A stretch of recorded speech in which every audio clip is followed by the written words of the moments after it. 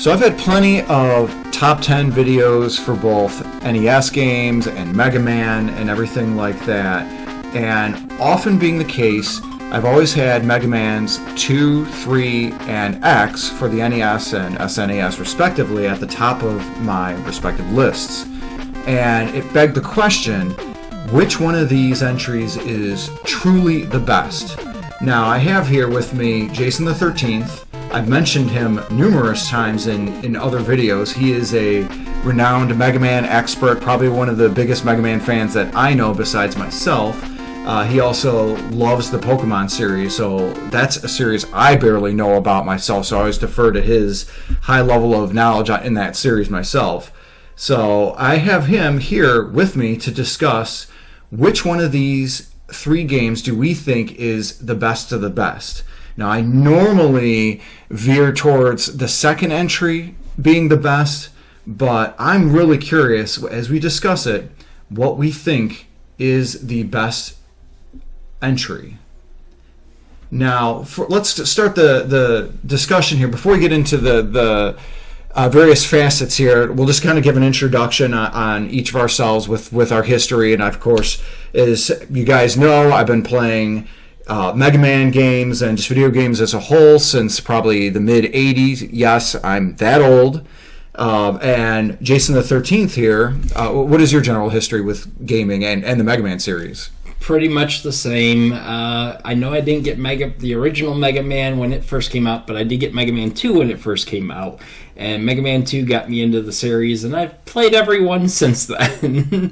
And, of course, I'm just as old, so I've played all of them for plenty of years. And what's funny, too, is that you've actually played a lot more of the Mega Man games beyond the mainline series than I have. Yep, I've played most of the ones on the Game Boy also, and Game Boy Advance and so on, of course. Actually, one of my favorite spin-off ones is the Legacy one, and I'm still sad they didn't do a third. Oh, yeah, the Mega Man Legends ones? Yep. Oh yeah, Legends, oh my god. And it's funny, too, because the Mega Man Legends 3 being canceled, because I think they were near completed with that, and then they canceled that and Mega Man Universe and a whole bunch of Mega Man games at the same time. I think that's because the Mega Man creator Inafune had left Capcom, and then he ended up going to develop Mighty Number 9, which of course we know what that ended up becoming. Right. So it was a fun game.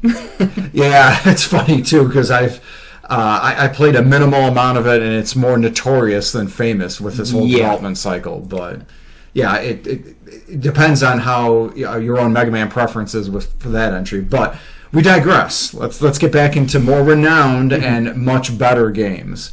Getting into the storyline of these, kind of going through some of my info, I felt regarding the story to the second entry on the NES, it had the beginning text scroll talk about Mega Man's creation by Dr. Light, and then, of course, to stop Dr. Wily ending his tyranny.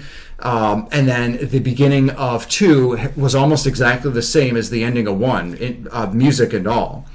Yep, I would agree. 3 had some dialogue with Mega Man and Dr. Light once you beat the 4 Doc robots and Breakman about the final part for Gamma being found.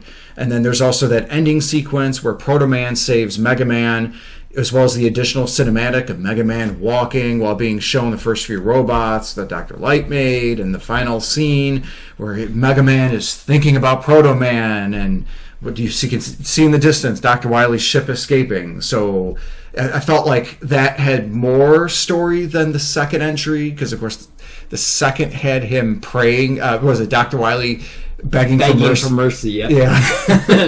I would agree that it has more story, but you have to get through the entire game to get the story. Where at least Mega Man 2, being an earlier game, of course it had a little less story, but they at least set up a little bit of a story before you play the game. Yeah, and then the third entry just had nothing. And then you compare both of those to Mega Man X. I mean, that had a lot of story in the intro, with X being saved by Zero from Vile. Once the 8 Mavericks are beaten, X and Zero go to tackle Sigma's castle.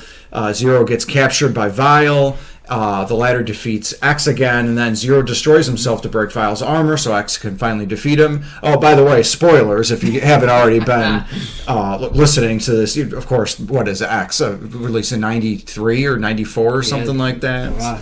It feels that long ago, yeah. Yeah, so spoilers for a 30-year-old game.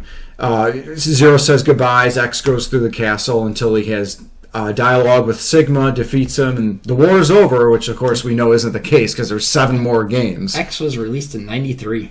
Oh, so shit, there you go. And it's almost 29 years because it was December 17th. Now with X, compared to Mega Man 2 and 3, of course, came out much later. They had more time to actually get more storyline into the games than the originals. And you got to think that with X being released on the Super Nintendo, there's a heck of a lot more capabilities for the Super Nintendo to be able to have more story. Oh, yeah. Mega Man 2 released in 88 and Mega Man 3 in 1990, respectively. Mm-hmm. So I feel like my choice on this is 3 over 2 for story, but then X over 3 and 2. For story-wise, yes. I would totally agree with that one. And again, like you said, once the new system comes out, at the time Mega Man X came out, Mega Man had a following. There wasn't this is just a no-name game, so they had time to keep adding to the storyline. And then, of course, that begs the question, how often do Mega Man fans really play a Mega Man game for its story? As you said, I played a lot of Pokemon games. It's pretty much the same thing. You played it for the game. You didn't really play too many of the early Pokemon games for stories. Yeah, and it reminds me of like Super Mario games. Like, it's always, Bowser capturing the princess, and it's always Mega Man defeating Dr. Wily. So, of course... They threw a couple of wrenches into that later, but that's down the road. Regarding graphics, so, of course, the second and third entries, near identical. Yep. I felt the third entry, for whatever reason, the color palette was a little darker than the second one. Maybe there were just more darker stages or darker looking stages, but really for the time in 88 and 90, it was great graphics. Some of the standouts being the dragon boss in that first Dr. Wily stage, as you're trying to jump across the blocks. More memorable for me is Snake Man's level with the moving snake that you have to kill. Oh yeah, with the little moving platforms and everything there. Regarding environments, I feel that maybe they're dead even. Both entries have fantastic looking levels, wide variety. Only thing, both games actually are missing a snow and ice level. That is true, because they had Iceman in the original Mega Man, and they don't have any ice in those 2 games. Yeah, and I'm trying to think. I don't think there was an ice level in the 4th or the 5th one. There was Blizzard Man in the 6th, Freeze Man in the 7, Frost Man in 8, and then I know in the 10th one there was Chill Man or something like that. So it's like they totally skipped all the proverbial ice levels in the first, in like 2 through 5 for whatever reason. But if we compare graphically 2 and 3 against X, again, you run into the whole graphical processing of the Super Nintendo. You're going from an 8-bit to a 16, and how do you compare? and especially the fact that, Mega Man 7 went from 8-bit to 16-bit, but then 9 and 10 went back to that 8-bit aesthetic. Yes, and they're trying to recreate the old feeling in a new game also. So that step back isn't quite as bad as you'd think sometimes. Yeah, and it really fits it quite well. So X itself looked fantastic, wide variety of environments, has an ice level, greatly detailed sprite work. I feel like 2 and 3 are a deadlock for graphics. I give the edge a little bit to 2 just because I feel like some of the set pieces are really nice in 2. But X obviously has better graphics than 2 and 3. But again, it's got that Super Nintendo thing. Right.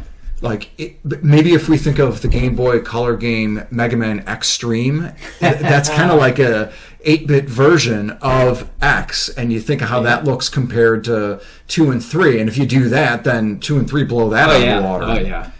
So now another thing for the cosmetic stuff, X did have to where if you beat levels in different orders, things in different stages do change, and have effects to your different stages. So that was a nice touch when they did the X series. And that segues us right into a good section for gameplay and controls. Because, of course, Mega Man games, especially the main line, you got the main line and even the X series, all of them, but especially these three specifically, they play great, they feel great. Mega Man controls fantastic. It's really tight and done very well. Yep. The slide mechanic in 3 gives more versatility movement, and then X being able to do that as well as climb walls just adds to that more. But the second entry where Mega Man lacks both of those, the game itself was really built around what Mega Man could do. So is there an argument being made to it's simpler, thus being better? Is it better because it's simpler, because the game's based around that? Or is it the fact that the slide mechanic makes it easier to get through, like Quickman stage? Imagine going through that industrial laser gauntlet. Yeah. How that would be with 3's slide. That would have made it much easier to get through that level. And of course, Flashman's ability could cheese it if need be, but... Now, the slide, I think, is something this is personal opinion, not anything that I know to be true, would be giving you more options in level creation because of the fact that you have small gaps that you can now fit into places and little places that give you a little bit more diversity in your stage setup, rather than the first two you had no mechanic for that. So it did give them extra stuff. So yeah, and to that end, I kind of feel like the third game has the best point of entry regarding stages itself, because of that. The second one is the tougher of the game, probably of these three. It's probably the toughest one, just simply due to the lesser maneuverability and just like let's look not even just looking at Quickman's industrial laser crap. Like think of Heatman's stage with the disappearing, reappearing, what I call Capcom blocks. Where like if you don't have if you complete Airman's stage, you get the item number 2, which is the little jet thing, and you can just jet right past all those blocks. Yep. Whereas if you don't have that, like I don't even know how you get through that anymore. It is such a pain. Or like let's look at using Clashman's ability to defeat the 4th Dr. Wily boss with the walls. Now I remember you telling me that I think it was either you or your brother Mobster saying how you guys had to clear the walls, and then you guys would die purposefully, refill your clash meter, and then attempt it again with the walls already cleared out. Yep, I've done that multiple times. When of course that boss is meant to be cleared all in one shot, but you have to do it in such a. There's only 2 walls that you have to kill, and so it's really a tougher point of entry versus like Mega Man 3, where maybe I could argue all of the Dr. Wily bosses in that are a little easy.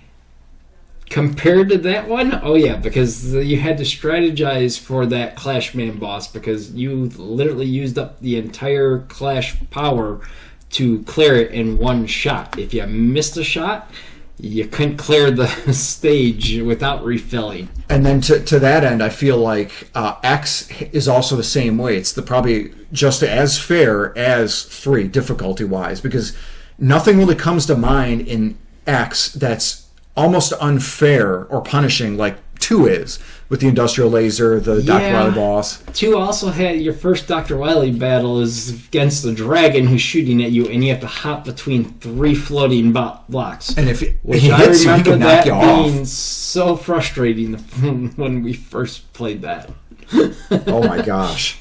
Whereas with X, again, I'm struggling to think. I can't think of a particular case that was as bad. So Mega Man 2 definitely was a tougher one out of the 3 games. I think the most punishing thing boss-wise with X is the final boss gauntlet against Sigma himself. Where you have... Which makes sense, being a final boss, it should be like the hardest thing in the game. Because you have the dog, you're supposed to use the ice power, Sigma himself with the spark power, and then the crazy platform shooting spark thing. It's like the enemy where it takes up the entire screen and you have to use the armored armadillo shield weapon to kill it. And if X gets hit once, it takes away a quarter of his power. So you better, it's like, well, at least you have the energy tanks that can fill up your energy if you get hurt enough. But if you use all 4 of them and then you die and you have, like, let's say two more lives left, well, you're pretty much screwed. Oh yeah.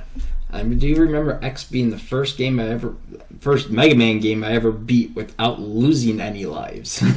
Yeah, and that in any Mega Man game, honestly, that's a pretty big feat. Like, it could be the easiest one, and that's still quite an accomplishment. Oh yeah.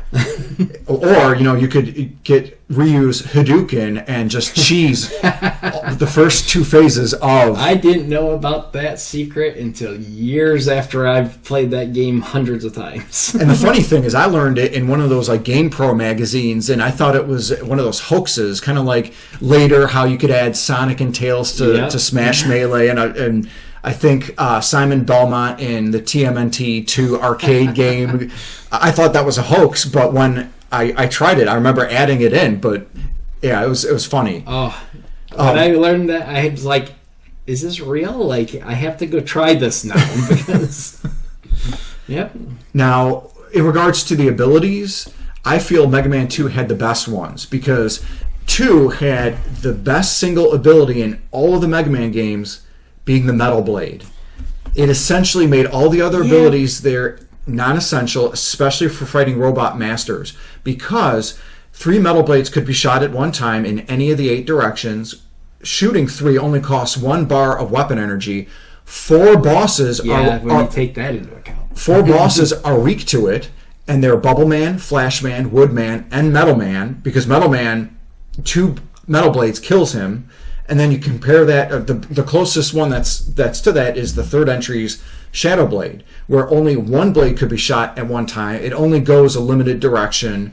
2 blades cost 1 bar of energy, and only Spark Man is weak to it. See, and then the funny part is in Mega Man 3, I like the magnet move, because it hits, like, every enemy. And the bad thing with that, though, is 1 magnet costs 2 bars of energy. Yep. So when you take in the energy cost, Metal Man beats the magnets without a problem. So overall, I felt the usefulness for the other 7 abilities in 3 are better than 2, because with 2, like Quick Man's little boomerangs, they're handy. Oh, I love that weapon. And they're handy. And 8, you shoot 8, it costs 1 bar of energy. You don't get that much costliness. Now, 2 also has some of my least favorite weapons that you never use. Bubble Man's weapon... You're supposed to use it to kill those little things sliding across the ground. I don't think I've ever used it for those things. And Quick Man's does the job just as well. Oh, true, yeah. And Bubble Man, that weapon really is only useful against Heat Man and the last boss. That's it. Yep. Otherwise, it's useless. Whereas, like 3, I found myself using Snake Man's ability, the Hard Knuckle. I've been using the Shadow Blade, obviously, even the little needle weapon. The needle's a fun weapon. So, if we compare that to X's weapons, I feel like they're just as rounded out as 3's, but there's no Metal Blade type weapon. I found all of them useful, but I find myself using Storm Tornado the most, because the Storm Tornado... It has multiple hits in one blast. Yep, and that's perfect for the little cannon fodder enemies. Oh, yeah. And then you get the fact that when X gets his Arm Buster upgrade, you have all those 8 abilities, and can be charged up to a new shot. It's like an additional 8 weapons, and they're even that much more useful. Oh yeah. So I feel like regarding ability wise, probably 2 is probably the best, then X, then 3, but rounding them out, probably X, then 3, then 2, because like you said, for 2, I'm just using the Metal Blades. Now this is where memory plagues me, because I've played 2 so many times, I don't hardly use their weapons through any of the game anymore. It's just the Mega Booster, and that's it. Where 3 and X, I find myself using the moves, the weapons, more and more throughout different things. Yeah, and it's funny, because my playstyle is the same, but again, Metal Blade for 2. Yeah. And of course, I always remember using the charged up Armored Armadillo whenever you're running into cannon fodder, or if I just want to bypass everything, charged up Sting Chameleon thing. Regarding stages, I feel like probably X is the best because, like you had mentioned, the changing stages. Yeah, that makes things on a little bit of a different side note because it has that extra feature. Like the most, and I forget who you have to beat to do it. The most memorable is the Spark stage, where if you beat a certain stage before it, everything's destroyed in the power factory, and you don't have to worry about half the shocks that are going across the ground anymore in the stage. Or if you beat Chill Penguin stage, then Flame Mammoth stage, you don't have the fire anymore. Yep. The insta-death floor isn't the case. Yep. Oh, actually, I don't think it's insta-death. It just does like a lot of damage. I'm trying to remember on that. But yeah, that's another impact. And if I remember right, the later X games didn't have that. Yeah, I don't remember it as much in those, so it must be something that they tried, and maybe they didn't get a lot of feedback on it, and they're like, we won't do that, we'll save the space in the game for something else. Yeah.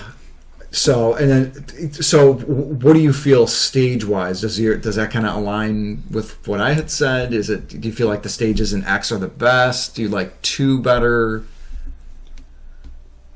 It's rough because if you take away the changes within the stages, which makes it interesting change to the game, the basic stages, yeah, I'd have to say X probably, yeah, at least because you also got the better graphics and everything, so you got better looking environments. Better looking environments because of the graphics, but otherwise the difficulty, I think, too, still has more difficult stages over X. Graphic wise makes the stages look better, but yeah. It's funny. So if you like the whole NES hard, maybe I could see 2 being better. But if you like a more fairer, rounded out experience, it's 3 and X all the way. Oh yeah, I would agree with that. So one of the things that, as you know, I'm a big nut about is like music. Yeah. So for music and sound, the Mega Man series overall just hits on all cylinders. I feel 2, 3, and X is probably the best of the best when it comes to music out of the entirety of all the Mega Man series. The second and third entries are synthesized by the 8-bit NES engine. The Mega Man X, of course, the more powerful 16-bit engine.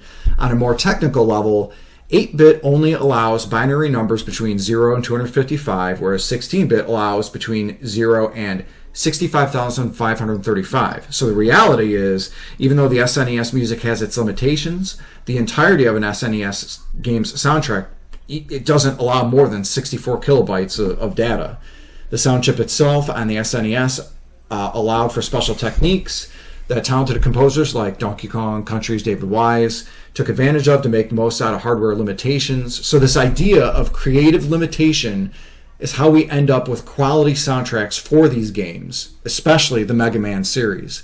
So with that said, what are some of the more memorable soundtracks? Like when you think of Mega Man, which for you, Jason, which one out of these 3 do you go to that you would say are the best of the best on these? Really putting you on the spot here because we know that they're so good. I was going to say, the funniest part about my top 3 that popped in my head, of course, the original soundtrack when you're booting up the game for Mega Man.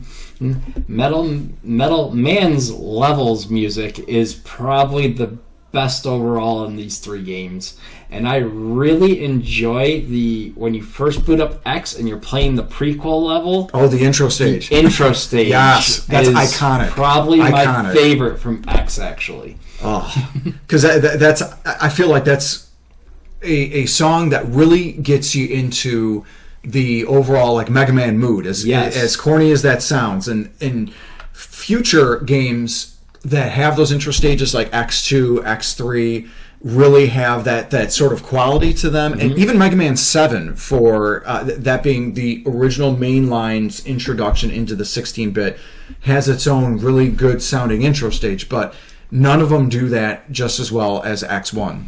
Now, you are into music more, where me, I had 2 brothers. Music wasn't their main thing we focused on because there's always noise, and then as you get a little older you kept the volume turned down because of how much shit was going on in my house. But there are certain musics that definitely I can think of right offhand, like Metal Man. His stage still is probably one of my best, even out of every Mega Man game out there. See, for me, it's the first Dr. Wily stage in Mega Man 2. That is probably my favorite Mega Man song, and I would say that's my favorite original NES song. Ooh. So, with that said, to me, Mega Man 2 beats out 3 because of that. Yep. And 3 doesn't really have bad music at all. It's not bad music, but there's none for some reason, at least for me, there's none that stick in my head like Metal Man's or the intro stage to X. Those have stuck in my head, and they are the ones that I think of the most when I think of Mega Man. Yeah, and that's totally fair. For me, it's a lot of them are great, but it's not anything as well that's like a catch-all. So for me, I think 2 is better than 3, and I would say 2 is better than X, but only by like a little itty-bitty smidgen, because even though X has that Super Nintendo soundtrack, it's what I kind of mentioned with that creative limitation, especially with that 8-bit chiptune. Yeah. And if you really listen to a lot of the remixes, like I'm into with like even like metal music, you got artists like Family Jewels, Go Metal, and everything, and you listen to remixes from 2, 3, and X, and just the overall catchiness, like to a Metal Man or a Dr. Wily, just a lot of that just really catches the ear for me more than even 3 and X's, but those are awesome too. Now, I do have to say, to give credit to Mega Man 3, where they have the most memorable is Proto Man's entrance, his whistle. Oh yeah, and then that ends up probably the most memorable out of Mega Man 3. And I think that where he's the villain in Mega Man 5, when it's revealed, obviously he's not the villain, and it's Dr. Wily. You hear the whistle when he actually appears. That's how you know, okay, that's really him. The person that you're fighting was a fake, and yeah, that's iconic. Yeah. So regarding just like general nostalgia and personal preference, for me, I say all 3 are 10 out of 10. There's would you agree they're 10 out of 10 games? Yeah, I can't see too many issues that would knock them down, especially when you're talking overall in the Mega Man games. They would be probably the top 3 out of all the games. Gosh. For me, my personal preference, if I had to rank them, I would probably put 2 the highest for nostalgia / personal preference. Not where we're throwing graphics and controls and all that stuff out of the way there. Whereas the mainline series went from 2, shows that 3 through 7, and as well as 9 to 10 were great games. And then X, regarding that kind of progression, I felt like X didn't fare as well. Whereas, so 2 moved on to 3 through 7 and 9 and 10, and X2 was pretty good, but then X3 was kind of bland. Did you play a lot of X4 on the PlayStation 1? I don't know if I played them on the PlayStation. I think I may have played them later when they've been in the collections. Yeah, and like I tried playing them on that. Because 4 and 5 I don't remember playing too much, and maybe even 6, because then I played PlayStation 2 when 7 and 8 and all those came out. I played those a lot. So did you like X7 and X8? They were decent games. Definitely not as maybe it's just because I don't have the nostalgic for them as much as the original X or the original Mega Man games, but they were going more to the 3D and more. They don't quite feel like the old school Mega Man games as much as, of course, the originals. Yeah, and I'm kind of in the really with that whole nostalgia goggles thing. I don't have that with X as much because I pretty much stopped playing after X2 and a little bit of X3. So I never I did try Legacy Collection 2 with X7 and 8, and I just couldn't get drawn into them. They're definitely different. They don't feel like a Mega Man game, which is weird to say because they are Mega Man games, but it kind of trying to change to the times, and as you see what came out afterwards, they went back to 9 and 10, and yeah, and then 11, of course, after that. Mm-hmm. So, Yep. But yeah, I feel like my nostalgia course lays in line with the mainline series. I know you've branched out more to that. For 2, 3, and X, though, for your own nostalgia goggles, where would you rank them? 2 would be the number 1, then X, then 3. Yeah, that's kind of where I'm at too. And it's funny because from what I've seen on the internet, a lot of people have 3 above 2. And I'm wondering if that's because of the entry. The entry level is a lot tamer in 3 compared to 2, because 2 was NES hard. But again, like, look, I could see where there's a lot of people that got frustrated with 2 and never finished it, and then 3 they would be able to finish it, to where that would be like a go-to, or maybe they're a little bit late to the game and they didn't get the first couple and they started at 3. And it's funny, if we look at 2 compared to 1, 2 was a lot tamer compared to 1.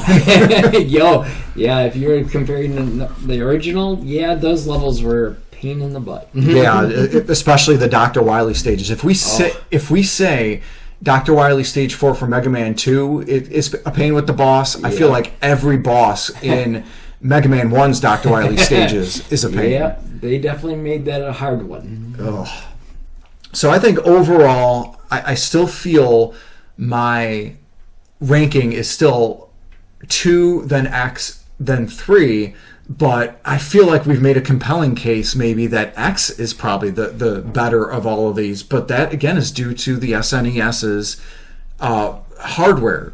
Right, and that is hard to rank when you're talking between the different systems, if you're taking graphics and stuff like that kind of stuff into account. Because, of course, the newer the stuff, the better graphics, and unless you really have the nostalgic for all the 8-bit games and you don't like the upgrades, it's hard to fight with it. And it would be interesting if we had a similar discussion with somebody 10 years younger than us, and they were discussing their preference for X5, X6, X7, because then maybe they would say their preferences for those, and they just feel that a game like 2, 3, and X are just too simple for them. But the funny thing is, I've seen YouTubers in that age bracket play games like these Mega Mans, or even like Final Fantasy 4 and 6, and they've stated that it's simpler and maybe it's harder, but they're fantastic games. That is true. But now people like me, you try to go play new games that look like the old games, I can't get into them as much. I just like the new graphics more, and now the nostalgia in me does let me play certain games without a problem, and I don't complain about the graphics because I know that's what it was. But And two discussion points on that. One being Shovel Knight, where you have an 8-bit aesthetic and it plays like an 8-bit game, but it's absolutely fantastic. And at the time it came out in 2014, like I got into that really heavy because it was like an amalgamation between like a Mega Man, DuckTales, and a Super Mario 3. Yeah. And then you've got something like Mega Man 11, where it's the newest of the new in the mainline entry, and I found myself having a hard time getting into that. Yeah, the newer ones I didn't get into as much, but they just don't have that nostalgic behind them like the originals. Even though I still would love to see new ones come out, and I would get every single one that comes out. And it's funny because for me in Mega Man 11, I have old man boomer syndrome with 11 because of like you have the L and R buttons which switch weapons, and then the ZL and ZR which do the time powers, and I found myself hitting the wrong buttons and totally booming out on that.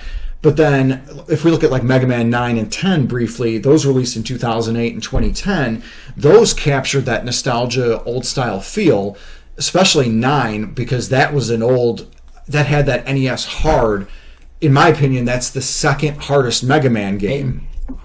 If I remember correctly, they took away our slide on Yes. Mega Man 9, which made it so much harder. They took away the slide and they took away the charge. Yep. And I don't know. I felt like even with that said, it was still like a lot of fun, and I hadn't beaten that until like I think 3 or 4 years ago proper, because when it first came out, I got all the way to the last Dr. Wily, and I just couldn't beat him. Wow.